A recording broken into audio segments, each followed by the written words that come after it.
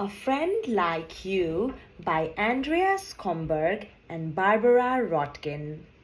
Illustrated by Saint Julian, Little Tiger Books. A Friend Like You by Andrea Schomburg and Barbara Rottgen. Illustrated by Saint Julian. Once more, autumn had come. Squirrel had been very busy, dashing up and down the trees, and everywhere he had buried nuts for the cold months ahead. When he was finished, he sat down to rest. Ah, he sighed happily, all set for the winter. Suddenly, a bird flew down and landed next to him. "Where did you come from?" asked Squirrel. "A long way from here," said the bird, "and now I am tired." "Have a nut," said Squirrel. "Thank you very much," replied the bird, "but actually I only eat worms. More's the pity." "Why not eat a nut for a change?" said Squirrel. I might give it a try," answered the bird, tasting the nut carefully. Then he fluffed his feathers and hopped from foot to foot. "Well, I'll never," he chirped. "Who would have thought it? Nuts are delicious." "Would you like to come climbing?" asked Squirrel. "I will show you my favorite tree."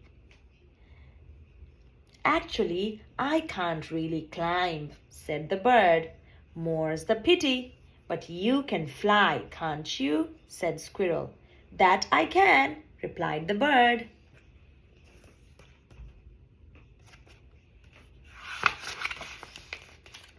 Squirrel darted to the highest treetop, and the bird flew with him high, high up. Squirrel turned somersaults while the bird sat in the top branches of the tree. He sang so sweetly it gave Squirrel happy goosebumps all over his back. "Come, sing with me," called the bird.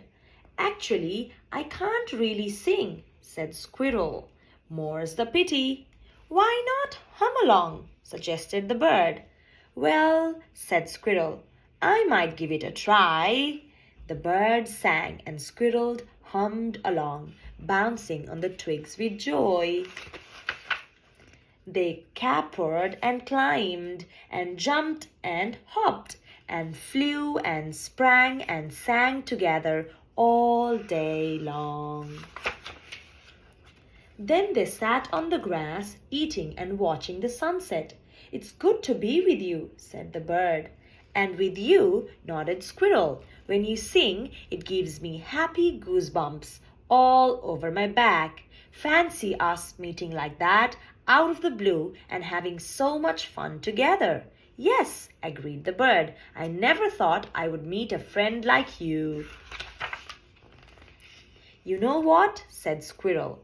"I have buried so many nuts, more than enough for two, and there's such a lot of space in my nest. Wouldn't you like to stay with me?" "Yes," replied the bird, "I would, very much, but I can't." "Why ever not?" cried Squirrel. "It was wonderful to spend the day with you," said the bird, "but I am a bird, see? I can't eat nuts all the time. I would come to miss my worms, and it makes me so happy to fly. I can't stay. More's the pity." "But wait," exclaimed Squirrel.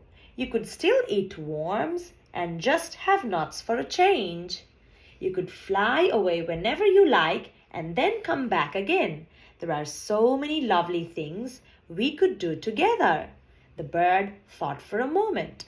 Then he smiled and said, "I might give it a try."